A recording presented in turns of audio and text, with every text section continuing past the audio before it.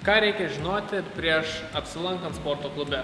Tai visų pirma, nors ir paprasčiausiai skamba, bet turite įsigyti sporto narystę. Tai galite padaryti internetinėje svetainėje sporto klubo arba pasižiūrėti sporto klubo registratorės darbo laiką, atvykti ir su registratorės pagalba įsigyti savo narystę, kuri galimai pritaikys jums nuolaidą arba parinks jums tinkamiausią planą.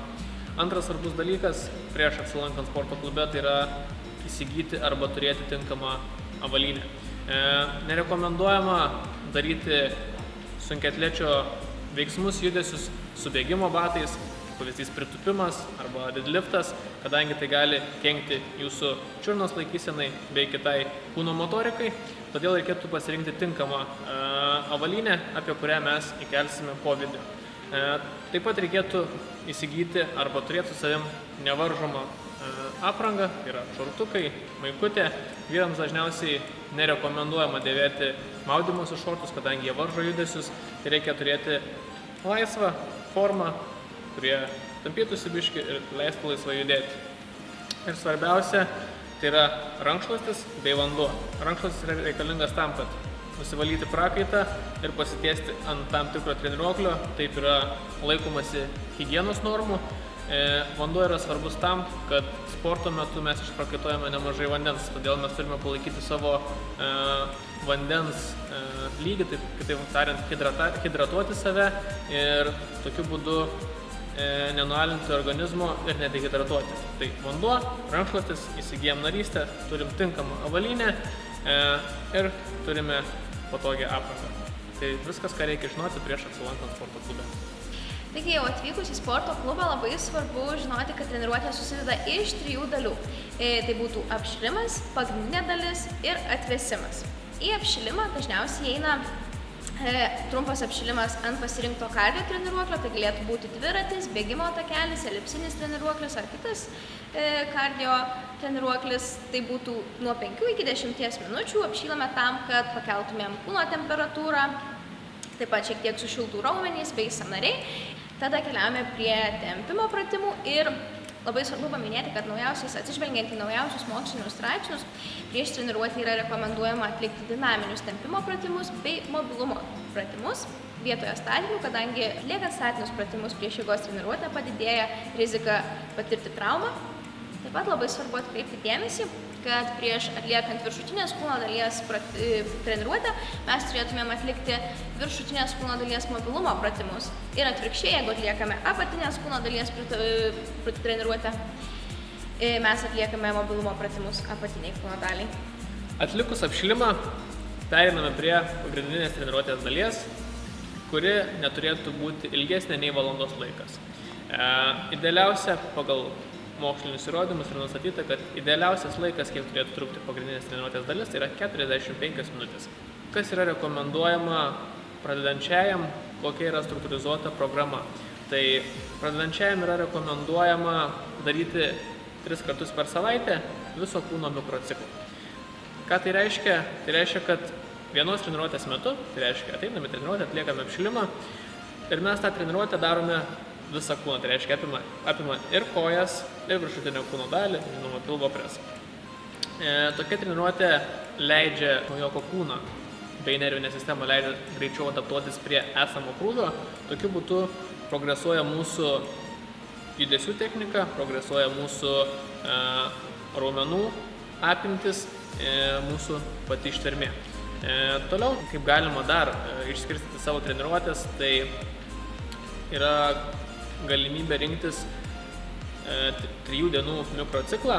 Tai galima daryti, kad vieną treniruotę darytumėm tik tais apatinę kūno dalį, antrą treniruotę darome viršutinę kūno dalį, trečią treniruotę maišome, tai reiškia darome viso kūno treniruotę.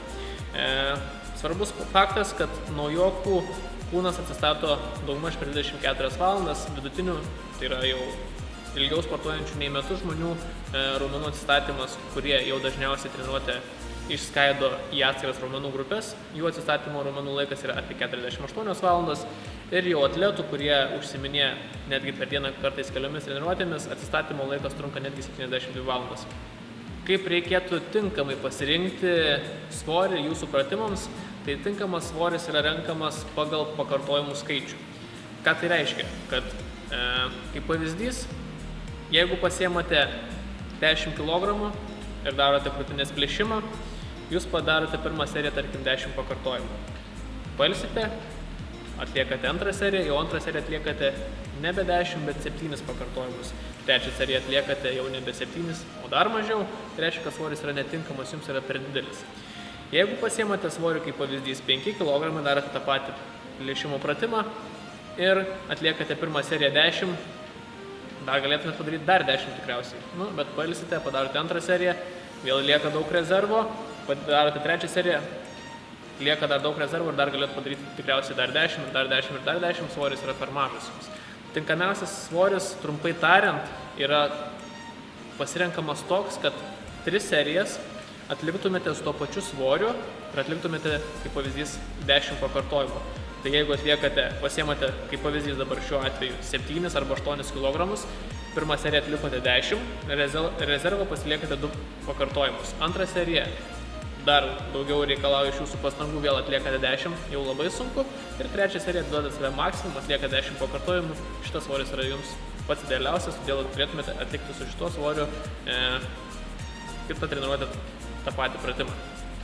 Atliekant bazinius pratimus tokius kaip pritupimas, mirties trauka, štangos spaudimas į viršų pečiams arba štangos spaudimas nuo krūtinės, tai yra judesiai, kurie atliekami daugiau nei per vieną sąnarį, reikėtų atlikti papildomą apšilimą su štanga be svorio. Kaip pavyzdys, jeigu darome pritupimus, tai pirma serija turėtų būti atliekama su tuščia štanga, be svorio, kad pajausti judesį, pajausti raumenis, apšildyti raumenis tame judesyje. Toliau svoris iki jūsų darbinio svorio yra didinamas piramidės būdu. Tai jeigu pavyzdys, jūsų darbinis svoris yra 80 kg, dirbame pirmą seriją su tuščia štanga, antrą seriją galime užsidėti 50 kg, trečią seriją galime užsidėti, kaip pavyzdys, 70 ir paskui jau darbinis svoris 80 ir darome 2 arba 3 pakartojimus. Tai priklauso nuo jūsų programos, kaip treneris yra nustatęs jūsų struktūrizuotą programą.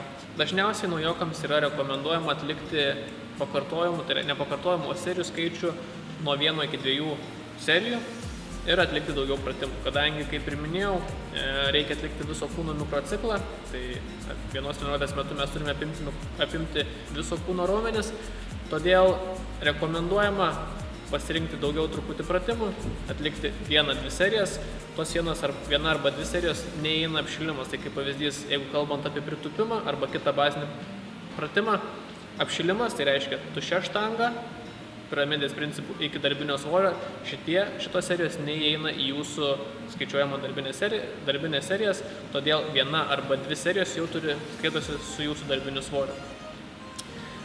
Toliau yra labai svarbu paminėti pertrauką tarp serijų. Dažniausiai žmonės atlieka pratimą, nueina prie telefono, kažką paskrolina, atsigeria vandens, sutinka draugą, pasišneka ir jau žiūrime, kad tarp 1 ir 2 serijos praėjo 3-5 minutės. Tai yra labai neefektyvi treniruotė, kadangi efektyviausiai mūsų raumuo dirba, kai tarp 1 ir kitos serijos pertrauka netrunka ilgiau nei nuo 30 sekundžių iki minutės. Todėl reikėtų pasistengti, kad tarp serijų nebūtų daugiau nei minutės laiko pertrauka. Nebent jūsų treniruotė yra jėgos treniruotė, kurios metu jūs atliekate, tarkim, serijų nuo 4 iki 8 arba 10 serijų, jūs darote ilgesnės pertraukas, kadangi dirbate su maksimaliais svoriais. Tačiau jeigu jūs norite ir jūsų tikslas yra užauginti raumenis, tai pertrauka turėtų būti nuo pusės minutės iki minutės ir jūsų turėtų serijų skaičius būti nuo 2 iki 4 serijų. Kitas labai svarbus aspektas treniruotės metu tai yra judesio kontrolė.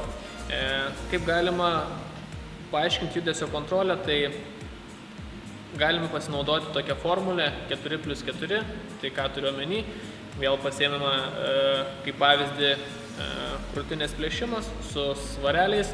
Mes svorį laikom prieš savęs ir 4 sekundės skaičiuojame mintyse, leidžiame svorį žemyn, praėjo 4 sekundės sustojame ir grįžtame atgal per 4 sekundės iki pradinės padėties. Tai yra vadinama judesio kontrolė, kai jūs kontroliuojate judesį ir nepaleidžiate judesį, neatpladuojate raumenų ir kad taip netraumuotumėt savo sąnarių. Tai reiškia, svarbu yra labai kontroliuoti judesį. Ir apie pagrindinę dalį bus tiek. Jeigu turite klausimų, klausite komentarų skiltyje, pabandysime atsakyti. Tai paskutinė treniruotės dalis turėtų būti atvėsimas. Atvėsimo metu yra atliekami statiniai tempimo pratimai. Tempimo metu skausmas neturėtų būti per daug intensyvus, sukelti jums diskomforto ir tą skausmą, kurį jūs jaučiate, numalšinkite giliu kvėpavimu.